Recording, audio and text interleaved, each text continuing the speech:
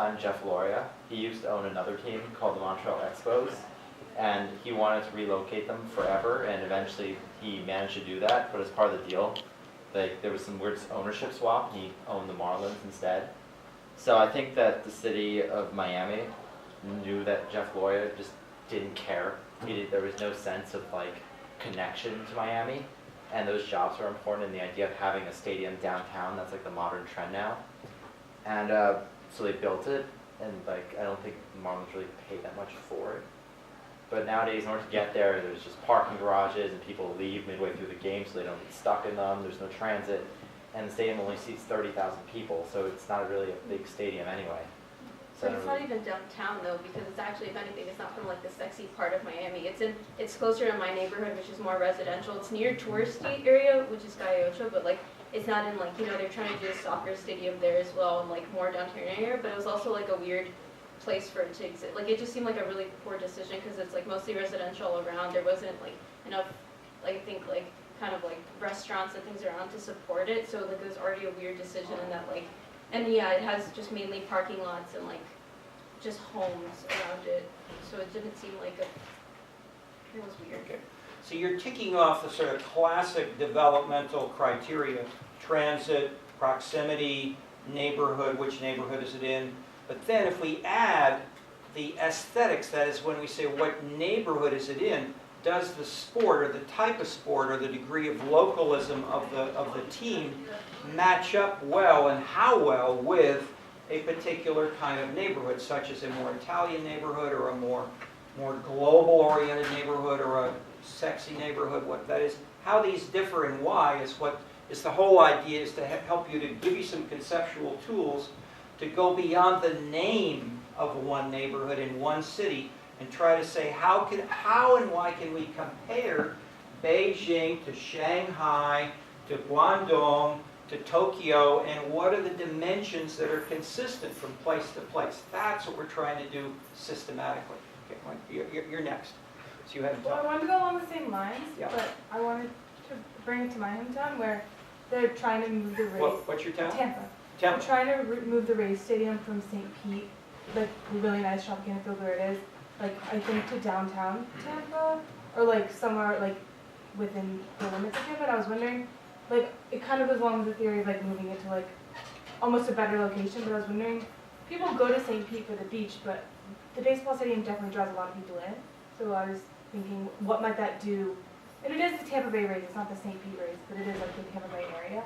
And what might that do to the city of St. Pete by taking the stadium out to really a place where people come to go to Busch Gardens and like plenty of other places. Whereas I think that the stadium really does draw a lot of people to St. Pete. Yeah. Well, I think that the Tropicana is a strange stadium in the sense that it's very outdated design. Like, indoor AstroTurf stadiums just aren't a thing anymore in sports. And the whole sports, like playing is part of it, of course. But if you look at stadiums now, they're just much thicker than they used to be. Because part of the stadium is the clubs, the high-end seating, the boxes, and the restaurants and concessions. And so new stadiums, they're just going to be built. It's not really a matter of if, but it's the placement. I guess the trend now is all the teams want to be downtown. You had the Pistons this year move back from Auburn Hills, which is like 40 miles away from downtown Detroit, back to downtown Detroit. You had the Nets, who played in the Meadowlands for a long time, back to Brooklyn. And it's just a trend of teams that don't want to have people commuting. But instead of saying it's a trend, try to encourage you to say what drives the trend. If cities are going to pay for stadiums, why would you play elsewhere? You're not answering in terms of, you know, a goal or a taste or a preference pattern that you're matching up between the residents and the investors, or something like that. Okay. Well, time is going on. Let's let Whitney maybe introduce some aesthetic or art. She's now an official faculty member at the School of the Art Institute of Chicago, and so we're fortunate to have her talk here a little bit about some of these. But you also did an MA including Brooklyn as a New York neighborhood, quintessentially changing, driven by the artist. So tell us a little bit about what you want to discuss, and Sure. we'll take So it from there. Could you come up so we can have you on? Trying not to bump the Yeah, be careful not camera. Oop. Oh no. I don't want to. It's like propped in a weird way. to. Good job. Yeah. So my dissertation research is a comparative study of sound art in galleries and museums, and then sound in music venues and concert halls, and how kind of space and organizational context affect the way that people hear, and also the way they value what they're hearing. And so I think that's kind of where this maybe comes in, is that space and kind of urban environments change the way that people hear sound and value it. So I was looking back at the Richard Florida. Has everyone read that piece, that paper? I think that's up for this week, right? Richard Florida. And we just have a few pages to say. There's a whole lot behind this, book after book after book, websites, interviews. He's tweeting virtually every day with millions of followers. So he's a major player. So getting a flavor of what the so the You toast. should look at his website too. His website is really entertaining. I think he's like kind of a star figure, like academia, like pop academia or something. So he has this theory of the creative class, that if creative people are living in cities, that it drives economic development. But there are two different types of those creative people. So it's like the creative, he calls them the super creative core, which are artists, poets, academics, I believe, fit into that category. And then on kind of the periphery of that is the creative professionals, who are people who are doing all kinds of work. So check out the list of professions that he has in there. It's like people doing tech jobs, lawyers, doctors. I forget the long list of creative professionals. So these are really two distinct groups, and I think that's a point of maybe critique of his work, because he lumps them together to say that this big sector of the economy is driving economic growth because they're creative people. There's actually 30% of all occupations, so it's kind of an enormous group. And the mechanism that he has, I actually have a note taken over here. His mechanism for that growth is that the super creative core, which are the poets and etc., poets and artists and musicians, people I was studying, produce new forms or designs that are readily transferable and broadly useful, such as designing a product that can be widely made, sold, and used, coming up with a theorem or strategy that can be applied in many cases, or composing music that can be performed again and again. So his mechanism for kind of driving this economic growth is that there's something like generally useful about the arts, not that they're creating aesthetic amenities. And I think there's maybe more evidence for, we've talked about gentrification a bit in here, I've heard, a little bit on the days that I've been here, but I think that pattern is talking more about like aesthetically driven and artistically driven amenities are what are drawing people to these neighborhoods, therefore creating economic growth. It's not necessarily the actual objects they're creating that are these like transferable things, right? If someone's writing a poem, maybe that's not necessarily that transferable, and that's not what's drawing people in, is like, oh, there's this like utility in the poem. It's because they're like a poetic type, they're maybe like opening a cafe as well, I don't know. So you have these two proportions, and in my research, this dissertation research, the proportions of these people are kind of opposed to one another, because you have the creative professionals and you have the like creative core. I was interviewing mostly the creative core, but also some professionals who are administrators and people running galleries, working in museums, etc., and also scholars of the arts. So they kind of maybe bleed into the professional side, but I tended to study the creative core, actual like producers, arts producers, and musicians. And they tended to be displaced. So they come into cities where there's cheap rent and where they can make their work and be collaboratively involved. And then we know the gentrification process, so they end up getting pushed out. And the question is, does his model hold after that process starts to turn in a neighborhood? And I think furthermore, is there a bigger process of municipal gentrification? That people move to New York during the early 2000s to make music and art. They get there because the rent is still cheap enough in parts of Brooklyn. Now they can't afford to live there anymore, and maybe they have to move to different cities. So not only moving within cities. But weren't they part of creating the gentrification? Or who's Absolutely, they're part of the turning wheel. Right, But right. if his theory is that they bring this like aesthetically pleasing, maybe they're creating these objects that are kind of useful for the process, or that they're creating these amenities that are attractive to the creative professionals and the economy at large. What happens when they're out of the picture? Does that process continue, or then what happens? Because then the neighborhood doesn't have that kind of the drawing factors that it did in that first moment of economic development. Yeah. The drawing factors in terms of the rent that was so low before, or like the actual just draw, like original draw of musicians?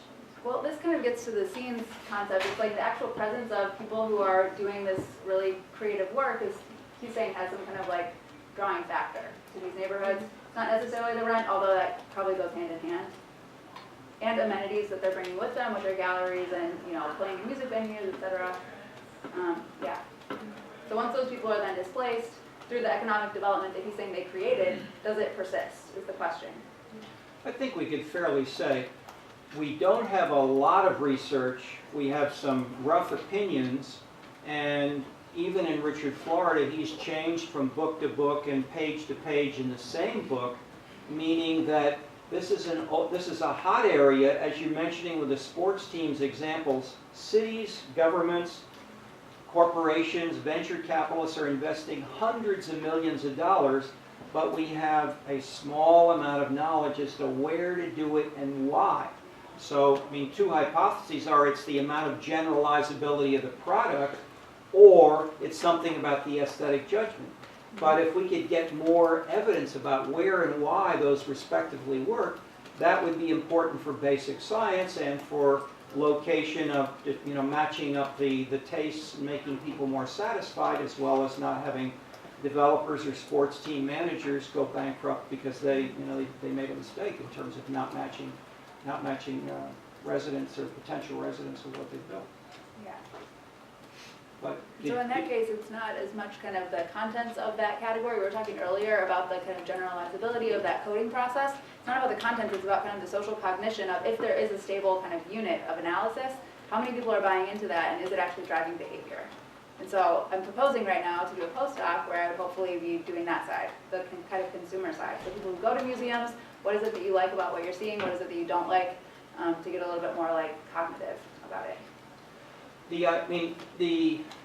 I presented these ideas and had a number of people, critique or say it's the one or it's the other or whatever, and then we tried to have discussions. So, for instance, in the film industry capital of Los Angeles, I made the point that people may be more sensitive to film and film-like drama and style, and maybe glamour. Is glamour more salient in LA? And when I presented this to economists and Marxist geographers and Marxist sociologists, they all said, you're wrong. LA is no different than any other capitalist city, and the film industry is just another business.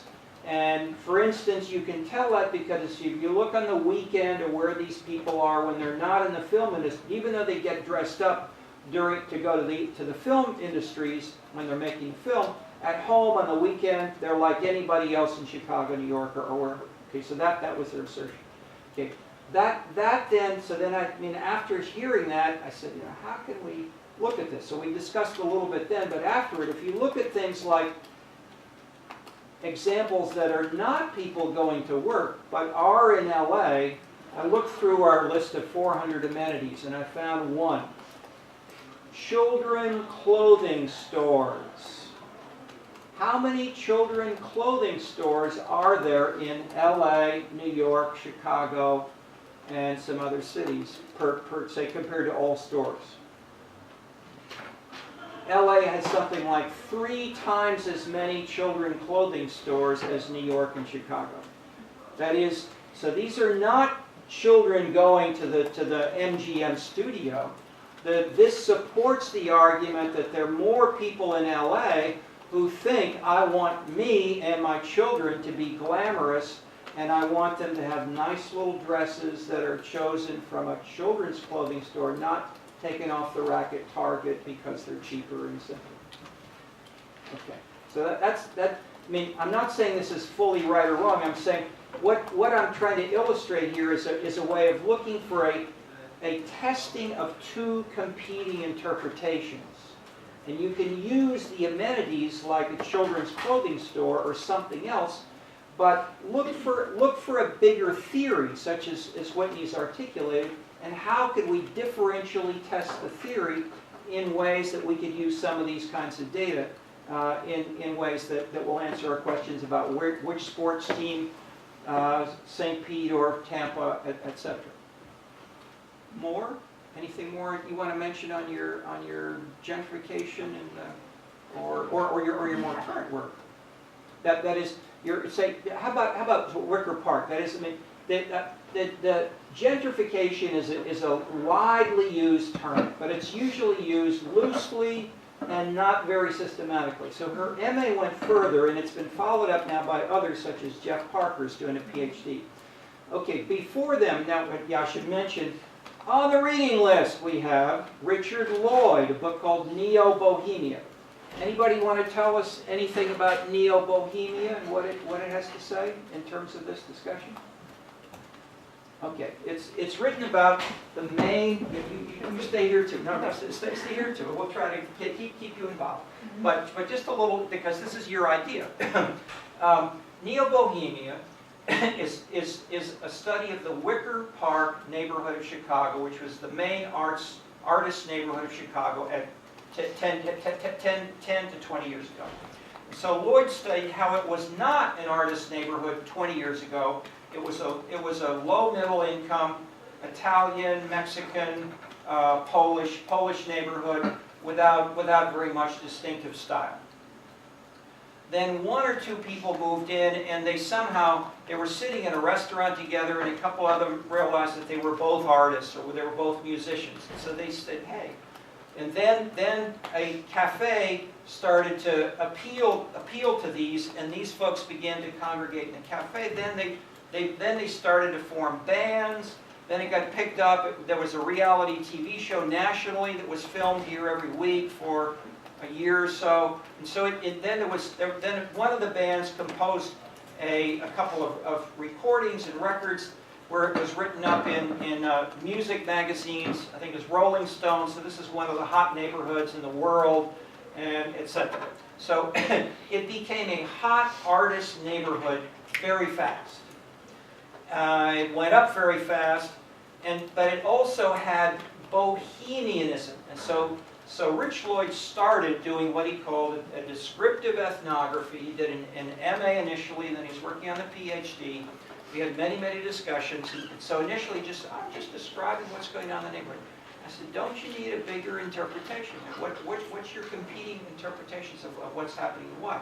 So then he did the PhD, then revised the PhD for 2 or 3 years, and it's now published, revised further 2 or 3 years after.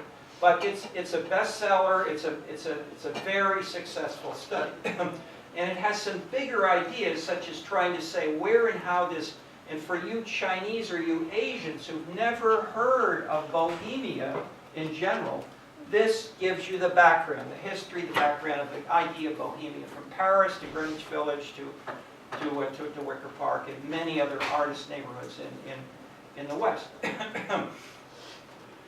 And in terms of just extracting the gentrification kind of point, he makes the point that the artists are there at the beginning, and they help to make the neighborhood become not only artistic, but also bohemian.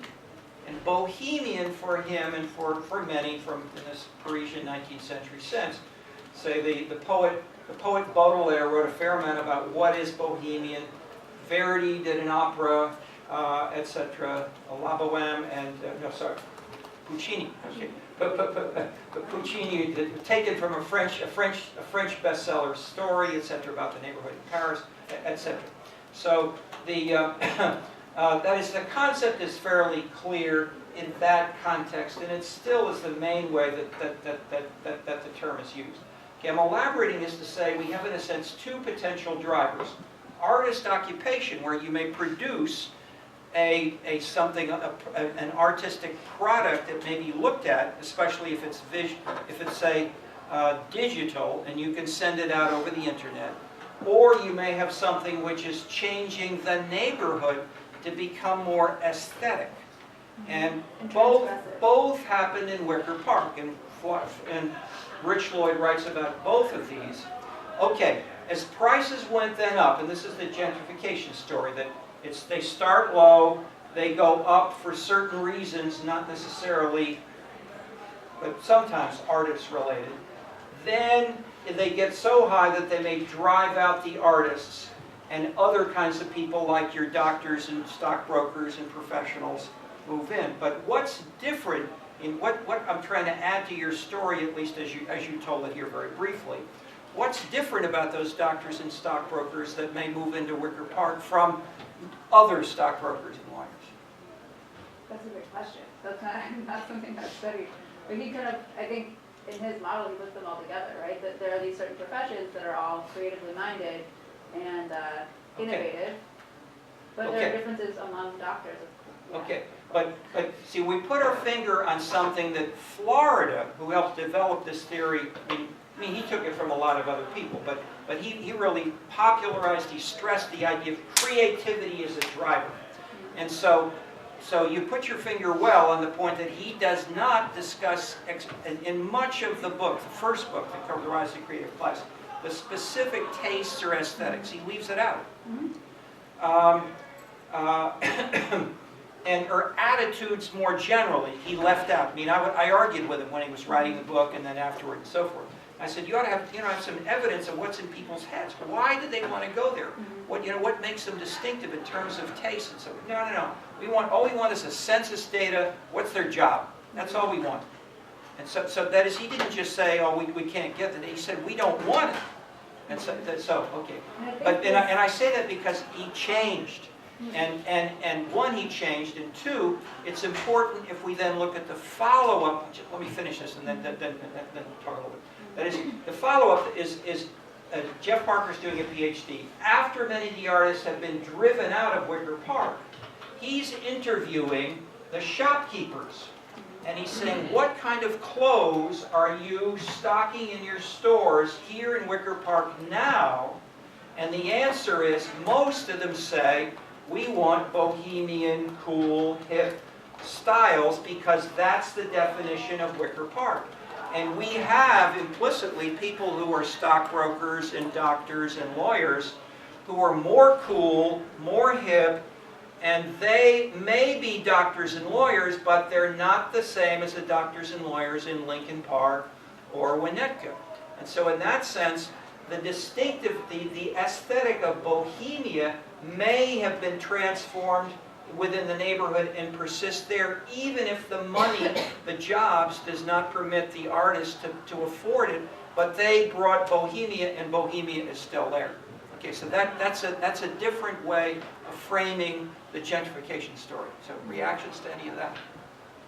I mean, it just seems like there's, dialectic would be two, but a three-way relationship between the kind of economic development, actual businesses, the residents, and then kind of the identity or like the beliefs about the neighborhood by the residents, by the rest of the city. So like you think that this is a cool place, so therefore the amenities there have to like respond to that, and maybe it attracts residents who have a similar aesthetic or just like value judgment. Because I think it's a value judgment in Bohemia that it's like something both artistic and transgressive, and kind of it's a complicated index. They also persist in having, I think, every Saturday night, maybe once a month or twice a month, and a couple of major buildings where they have, maybe 100 artist galleries. So the artists are then selling their work, even if they can't afford to live there. They still come to this gallery, and that brings people from all over Chicago and outside Chicago to keep coming back, and they are dressed in a cool, gay, hip style on those nights. Yes. Just not to keep mentioning like transgressiveness, so A little louder. you keep mentioning transgressiveness, so do you see a connection between gentrification and like transgressiveness and like? Well, for Florida, that's part of the Bohemian, well, also for Richard Lloyd, that's part of the Bohemian kind of index, or the Bohemian taste that's different than artistry. So like people can be artists who are not necessarily transgressive, but there's something else that's like breaking social norms, maybe like kind of adopting poverty aesthetically or something like that. People talk about that in like French Bohemia. Yeah. Long hair, bright colors, etc. More makeup, green and yellow hair. Okay. This is for the Chinese. One last question or comment? Observation. Okay. Thank you. We will end today. Thank you, Whitney. Yeah. And Christina. Lots of tech support today. That can be,